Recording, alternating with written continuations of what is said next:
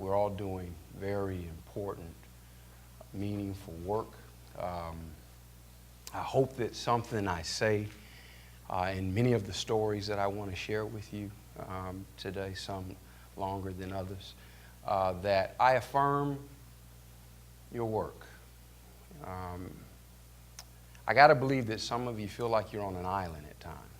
In fact, sometimes even speaking a foreign language to those that you have to speak to at times. I know I do, in the context of how to enhance what we do from a positive youth development standpoint for our young people, young adults, their families, the communities that they live, breathe, play, and learn in.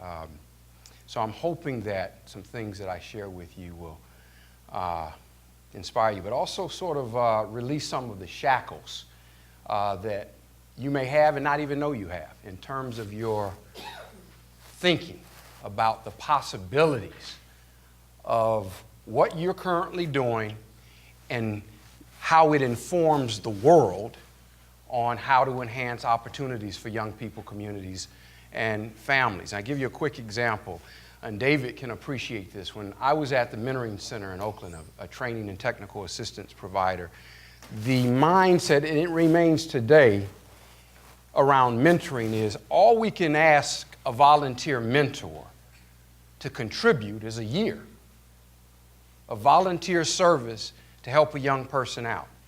It's the motto, it's the premier motto, it's the standard. And we began talking about different kinds of mottos, and you could just tell by looking at many of the folks' faces when they would hear these different possibilities around what you can actually ask a mentor for and what they'll actually do and what can be accomplished once you're able to do it. You could just see people go, wow, there was a break with a particular kind of thinking. So what do I mean? Year mentoring, people having trouble getting people to volunteer for a year commitment. We started telling people about a program called SIMBA, who asks its volunteers for a 13-year minimum commitment to mentor. 13 years. And check this out. All African-American boys.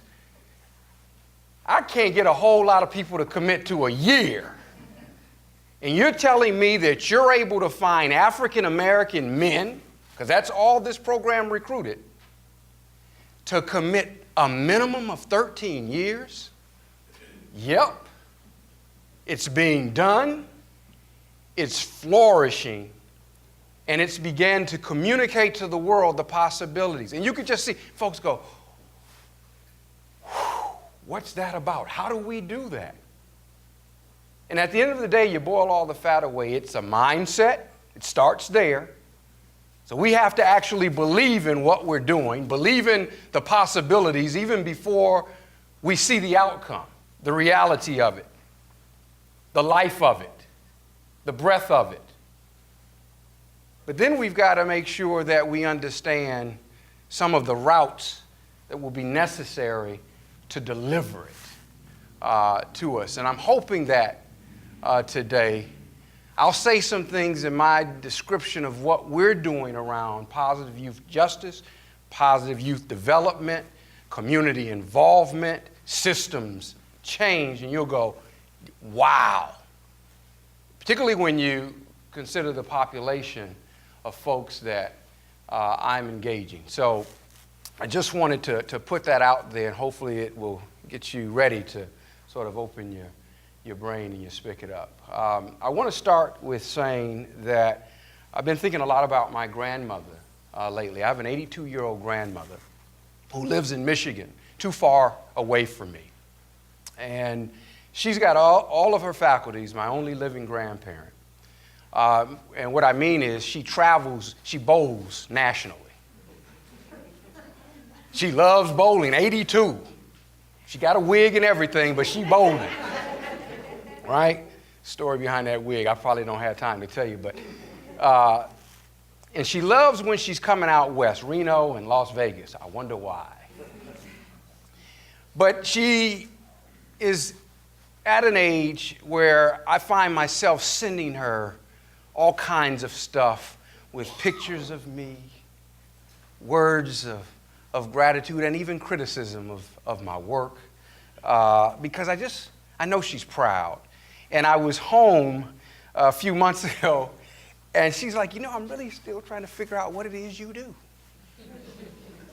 And so we're at the kitchen table, and we're talking about it. And, I'm at least, I felt like I was trying to sound important. And, she gives me this look that only a grandmother can give you. And she goes, after I talked about positive development, social justice, restorative justice, what all that means, mentoring, of course, etc. And she said, so you're doing what you're supposed to be doing. I said, yeah. She says, DeVone, that's what adults do. That's what community is all about. That's normal. And you actually get paid for that? And I found myself like, wow, where have we come from and where are we going, right? So, yeah, it's what we're supposed to be doing. There's an African proverb that says that the experiences of one generation becomes the history of the next generation, and the history of several generations becomes the traditions of a people. Think about that for a moment. Experiences of one generation becomes the history of the next. The history of several becomes the traditions of a people. What my grandmother was actually saying was, she was affirming that proverb, but also saying that, DeVone, it has always been our responsibility. Well, she calls me Devins. She's the only one that can get away with that. Devins, it has always been our responsibility to reproduce and refine the best of ourselves in the next generation. So our work should start with us refining the best of ourselves for those that we serve. Refining the best of ourselves, improving on ourselves for those we serve. And I hope that a part of what you do is about that. Because if it is, it'll force you to take the time to be much more reflective than you are, possibly, and take more time to make sure that you're around healthy, to do a body of work that folks need you to be at your A game with, your best. The environment itself, you are under siege, requires that you be at your best and that you be more conscientious of that. That's all I'm saying. I know how life can be, but you be more conscientious to keep yourselves healthy. Cultivating youth-driven transformation. That's what I want to talk to you about. And I want to sort of provide it within the context of who I am and in terms of what my role is within the city of Richmond. I am the neighborhood safety director for the city of Richmond. I've been in this position since October 30th, 2007. Very clear mandate for the neighborhood safety director. Reduce firearm assaults and associated deaths. Through a new agency, one of a kind, no other like it, that's non-law enforcement with a very sole purpose. Stop gun violence. End gun violence. Took a lot for a government to say law enforcement is necessary, but law enforcement alone has not been as effective as we need it to be, as we want to see our streets in terms of safety and health be. So we've got to think outside of the box. We've got to think differently about how we go at this issue. Why?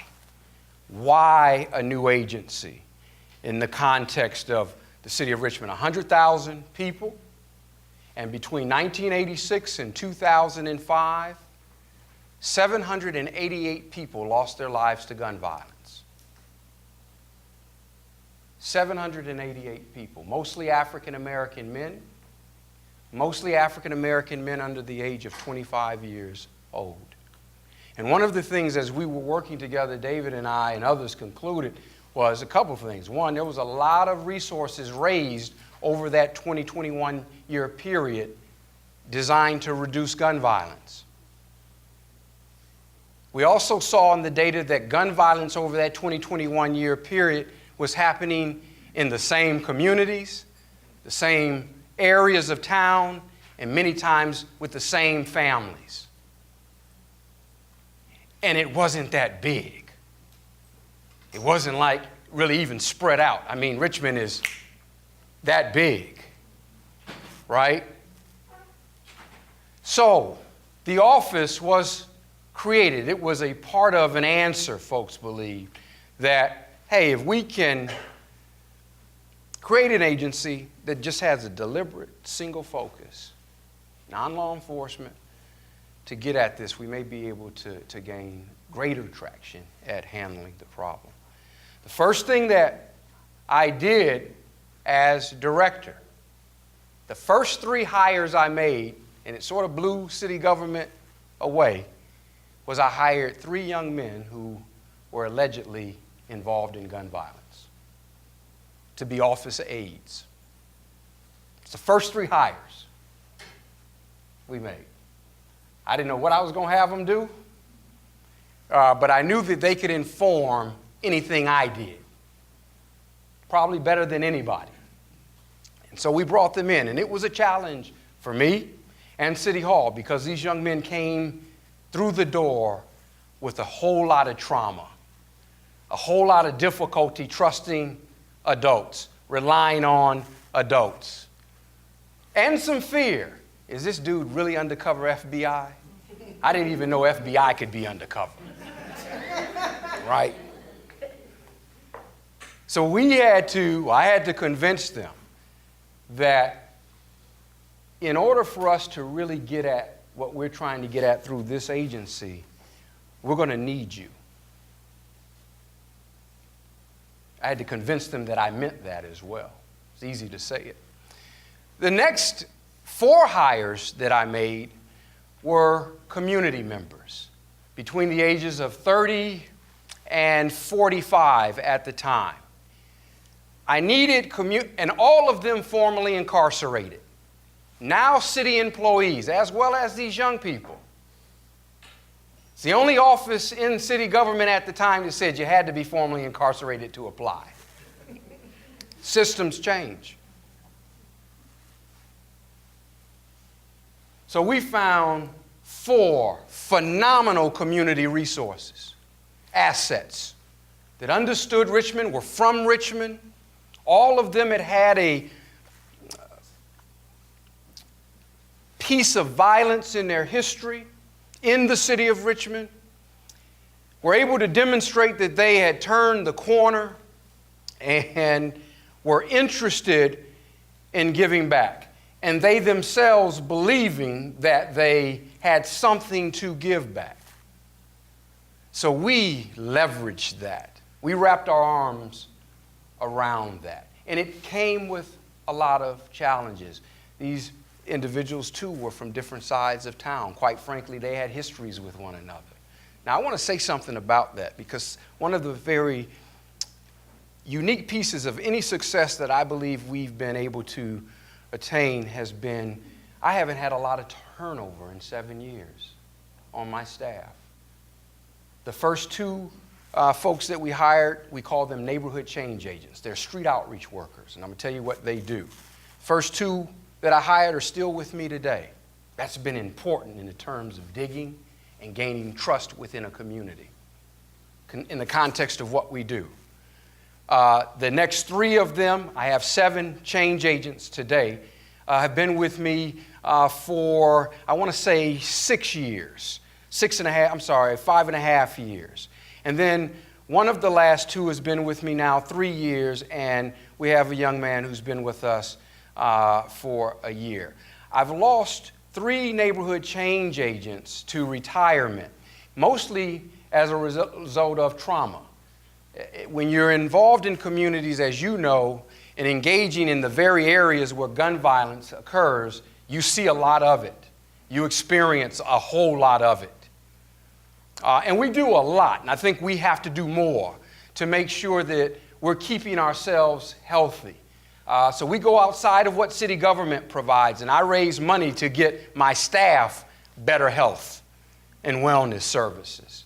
We create space within the agency to reflect and to process a lot of what we have to negotiate day in and day out. And so inside city government, we're doing that. We've got to do more of it across different kinds of government agencies that are doing this kind of work. And I certainly make sure that folks are taking the kind of time they need away from the work. As much as I can force them away, I do. And I say force because I've been blessed and feel blessed to have folks on staff who are really committed to this work. And I say that in my description of these people's and their personalities profiles because one of the greatest criticisms early on when they were hired, and as others have been hired behind them, and that's their profile and their background, is it's not going to work. You'll have this door of revolving criminals. That's exactly what I was told. And it's been completely opposite. These folks have stayed committed, and let me say, city government doesn't pay them a whole lot of dough. And they're committed to this city, and we're leveraging that. Their role is very complex, but also simple. Their role is to go where gun violence in our city occurs and work with the individuals identified as firearm offenders by us and our observation on the block and by law enforcement. Get a lot of intelligence that way. And engage those young men, mostly young men in our city, pulling triggers, and develop a relationship with them. If you don't write anything I say down, write this down. The intervention is the relationship, and the relationship is the intervention. The relationship is the intervention, and the intervention is the relationship. The relationship with people, where they're at, right? So that's what they do every day, all day long.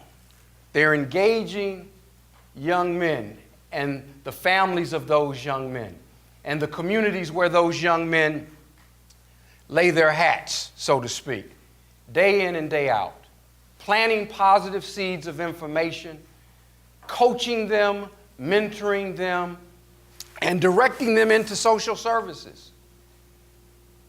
And a lot has happened as a result of that. And I'll tell you some good news before I really get into what I think's been sort of the crux of it. In 2007, the city of Richmond, by the FBI, was named the number 4th most dangerous city in the nation as a result of its gun violence issues. Today, we're number 69. In 2007, we had 47 homicides and 272 firearm assaults with a victim. Gunfire, when we got there, was happening every day, multiple times a day. I like to say the city was literally on fire, out of control, right? Today, a much different reality, still a lot of work to do. But the reality is different because of young people and their contributions and commitment to making healthier decisions as they negotiate conflict every day. I believe you have something in your packet, an op-ed that I wrote that basically said to the public, including public agencies, because we public agencies really like to take a lot of credit. I'm a public agency guy, I know. And I wanted to say, well, hold up. Yes, there's some things that we did to create some conditions.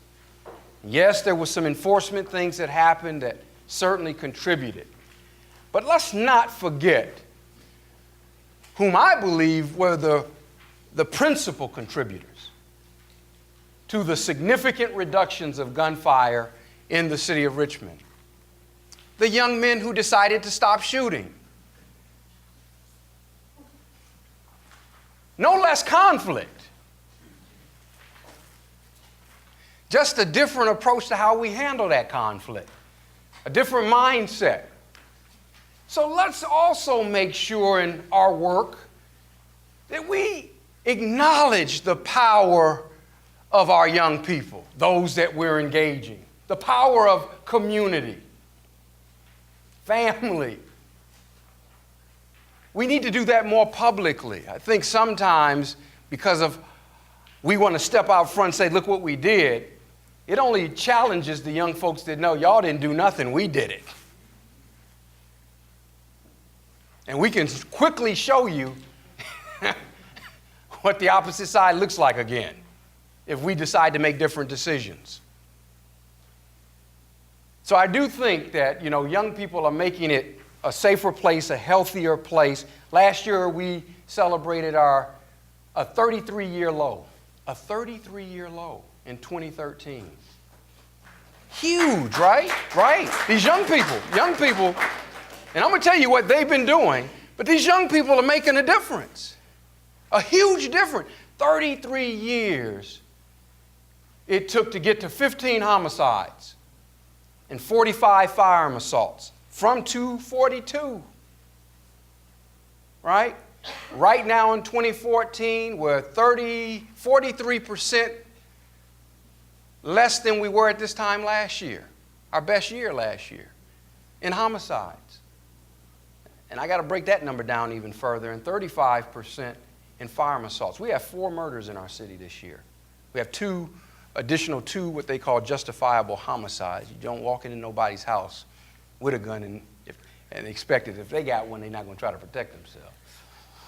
At least that's how some of my old folks in my family thought anyway. And these 4 murders, the police are classifying them as, they say, domestic. I've often wondered what the hell that means. But for me, what it means is the guys you're engaging, that traditional group that was lighting this city up, are not involved. And that's a huge blessing and a huge compliment to those young men themselves.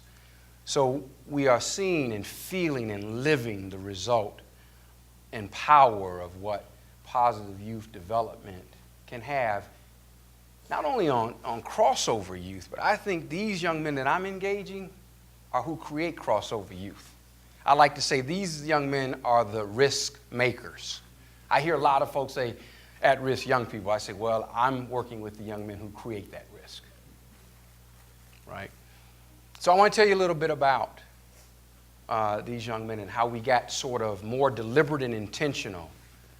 And this is where it gets exciting for me, around having learned over the first 2 years, 2.5 years, with steady declines since the office was engaged, but how we jumped dramatically towards more reductions once we pinpointed and more deeply engaged active firearm offenders who had avoided sustained criminal consequences. So I want folks to understand the population I'm talking about are young men who are walking the streets of Richmond who we know to be active firearm offenders, and we're not able to put them in jail. Law enforcement, that's not my job. But quite frankly, they've all committed a crime. They've all either killed someone with a firearm or shot and injured someone with a firearm. I'm working with the most lethal young men in the city of Richmond, most of them under 25 years old, give or take a few. We have some as old as 30. We have some as young as 13. 13-year-old with an AK-47. So I really want you to understand the power of what you're doing and its impact on a population that's been said this could never work for. And there's only one place for this population. And it's this population that's making a huge contribution to the health and safety of a city that once found itself in great despair, great trauma. In 2009, we saw an uptick after a dramatic decline in 2008. And I have a lot of thoughts about what happened. I think the city took a victory lap in 2008. And I think policymakers said, well, spread your team out wide and far. It wasn't much of a team at that time. And we did it. And we saw greater neglect. I think what gun violence is a reflection of lost relationship, lost positive relationship. So we weren't able to be as concentrated as we had been focusing on two primary neighborhoods that had been in previous years most responsible for most gun violence in the city, and had done a great job just being present and engaging with young men.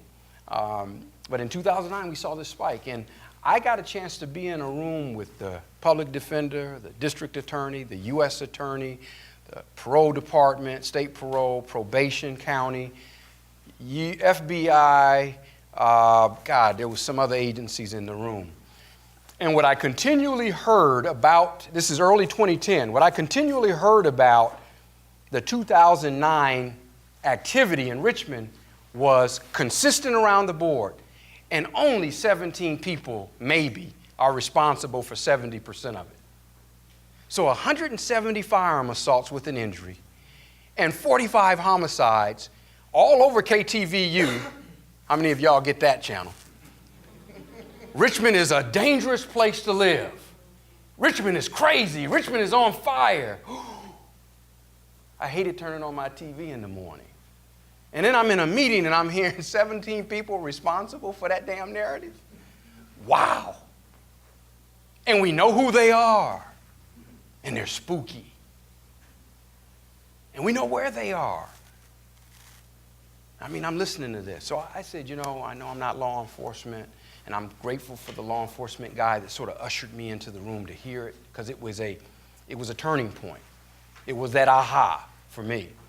I asked each of those agencies if they would indulge me in an exercise, and the exercise was very simple.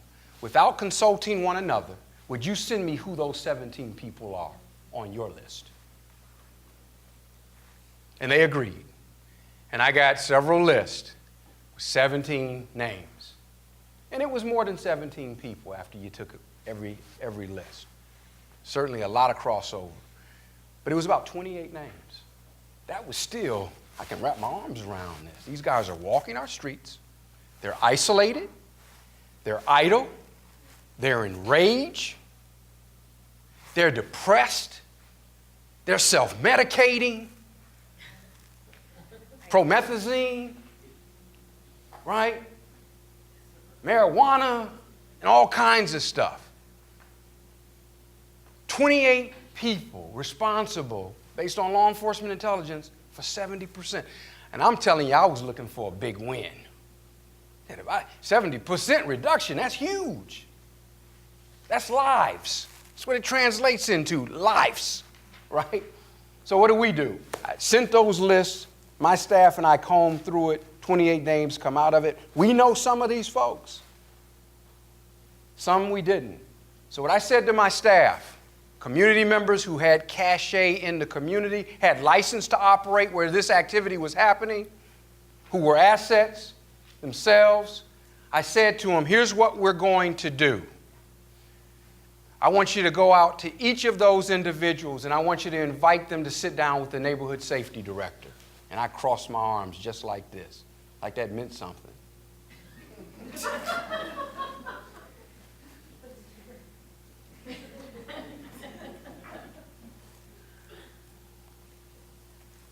And my staff did like y'all did. They kind of chuckled, like, what the hell that gonna mean to anybody? And I said, look, here's what we want to do. I want you to invite them in. Here's all I want you to tell them. I have a lifestyle option, alternative, that I want them to consider. Okay, we'll do that. Where are we going to invite them to? You can't invite them all at the same time. I get that. These are the guys actually trying to kill one another. And based on the data, there were 3 cohorts that we could invite that would create safety. So we invited them and had an hour and a half to get one group off City Hall campus and get the other group on. I didn't tell City Hall they were coming. If I had done that, it wouldn't have happened.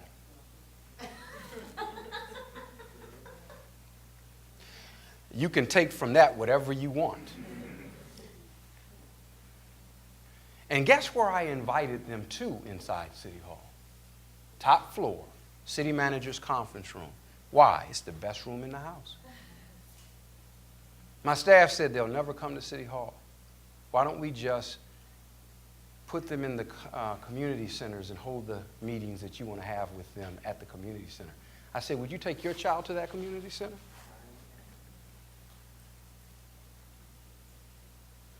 No, we're going to bring them to the best place inside city government. And we're going to bring them because it's their city government. And we're going to ask them for their help to solve a very challenging problem. Well, man, you know, right there across from City Hall is where our old police department used to be. You know what they're going to think. Is your job, based on relationship, to convince them on your word they ain't got nothing to worry about. They just coming to meet an old white dude. I ain't white, but many of them thought I was.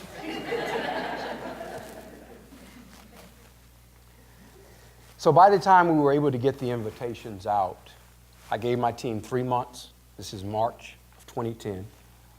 June, we were going to have these meetings. And they had 3 months. By the time we were able to get the invitations out, we had lost 3 people to gun violence. So that list went from 28 to 25. On an invitation alone, not a whole lot of background on what you're going to get when you show up at City Hall, but from some folks that you have a sense kind of care about you, 21 said yes and showed up at City Hall.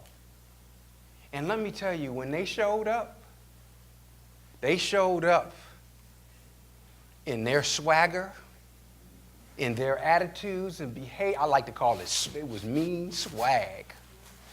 And I was looking out the window watching them come. I was like, oh, it's getting ready to get real up in City Hall. Right? And not only did they show up in their swagger in terms of the dress, in a matter of moments, the city manager's conference room, a relatively large room, you could stand anywhere in it and get high.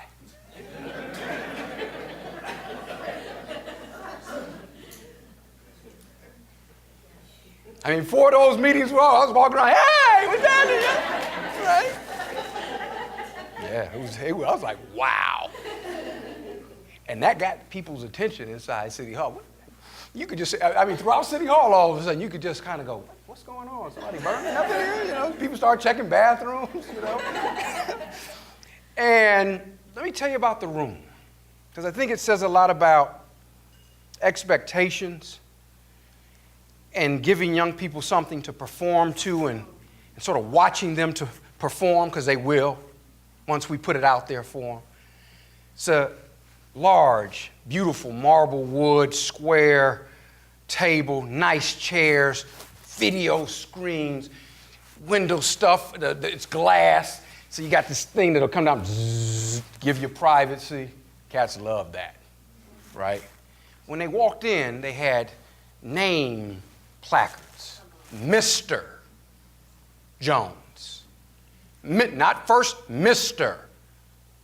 Smith. Mr. Robinson. They walked in like, I mean, you could see it. Like, the fuck is this? Right? Then they looked in one corner and they saw a buffet. I had it catered 3 separate times from the baddest joint. For them. Why? First class. First class. I wanted them to get right away. This is a very important meeting. You're very important stakeholders. And I told them that. I'm going to tell you exactly what I did. So they get in and I introduced myself. And let me tell you, I had some, I really had to bag public systems. I'll tell you how I did it. And I want to sort of sequentially share with you.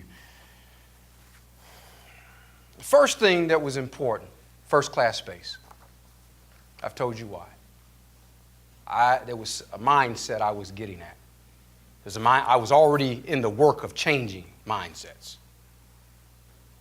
2, I had to, as city government, something that I could do given my position, and I want to emphasize government. To these young men, I represented a big fish. I had to acknowledge our failure. These are young men who have killed people in the room, ladies and gentlemen.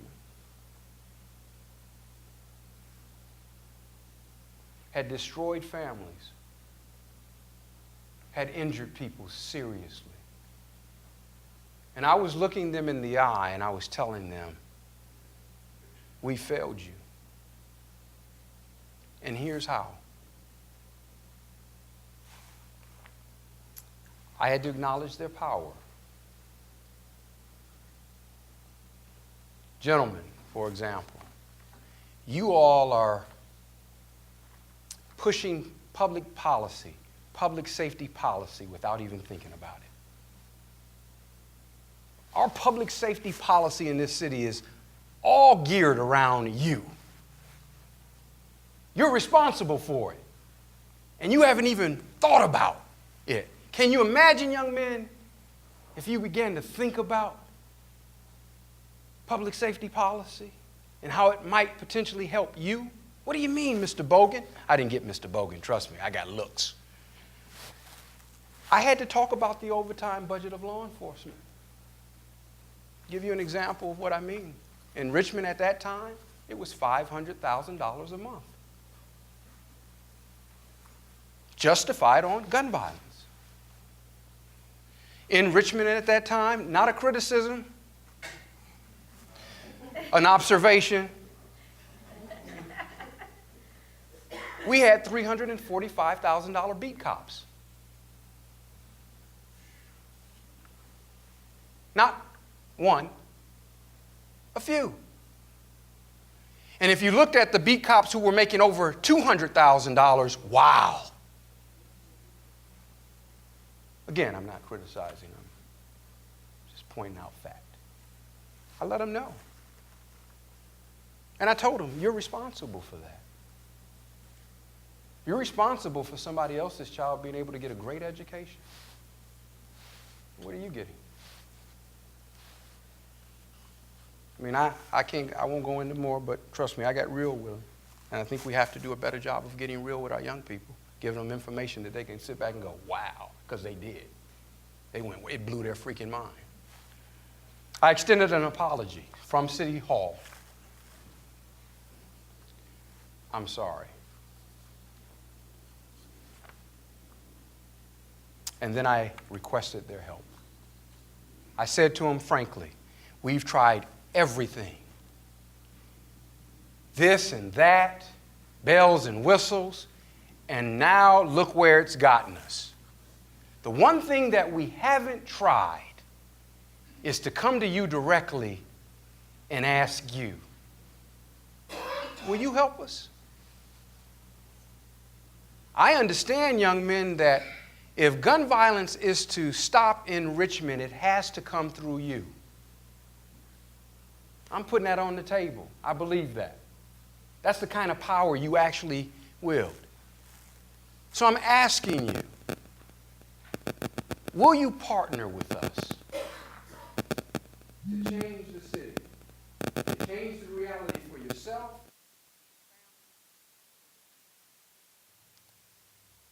And I'll help you do that. Damn, that means I'm almost done. So real quickly, here's what we did. We created a fellowship, and they accepted these elements of the fellowship. This was done with them. One, it's not mandated that you participate. This is your choice. I'm asking you to make a decision, and here's the parameters of your decision. One, I'm going to make sure every day you have an adult touching you, engaging you, wherever you are, wherever we can find you, every day. Multiple times a day, multiple adults a day. Every day. 21 people every day. Today it's 40 people every day. We've had 3 fellowship cohorts since June of 2010, and there is data in the materials that you have about those 68 individuals that we've served over the last 47 months. Every day you're going to have an adult in your life planting positive information, positive seeds, positive direction. 2, with every one of you, we're going to, with you, create what we call a life map, an individualized life plan. Now, we're not going to sit down and check boxes or tell you what you got to do. We're going to put a whole lot in front of you: spirituality, recreation, housing, safety, medical health, behavior health, and we're going to explain all of it to you too. Employment, education, anger management, life skills, all this stuff. And with you, we're going to create SMART goals around these issues that make sense to you. And it doesn't have to be done in one day, 1 week, or 1 month. I understand you may need to be exposed to some stuff before you can even understand how to answer the questions, how to even develop the goals. So we're getting to how I'm going to do that. The third thing we asked them to accept, and they accepted, was never again will you get referred to a social service agency without having someone take you to the door and through that agency. So we're never again going to refer you and say with the slip and with a relationship with that agency, he's coming. Why? Because they rarely made it. And why? Because if they had walked into that agency like they walked into City Hall, they'd be asked to leave. Why was that a problem for me? Because many of those agencies were getting a lot of dough to serve nobody. So I said, what we're going to do is we're going to make sure that you got a caregiver walking you through the door like you're their child. And they're going to walk you through the help and service. They said, all right to that. I wanted to hold them accountable, but I also wanted to hold the provider accountable. And I got a big bully pulpit. I can put people on blast publicly for saying they do stuff they don't do. And I will. These young men deserve that. What we got now is a reflection of that. Fourth thing I'm asking you to accept. I'm going to take you around the country. I'm going to take you around the world. And I'm going to take you first class. Why? Couple reasons, gentlemen. One, I know it's hard to dream about something you don't even know exists. So I'm going to, not public dollars, I'm going to raise a lot of private dough to take you to Africa, to take you to Dubai, to take you to Mexico, to take you to Switzerland.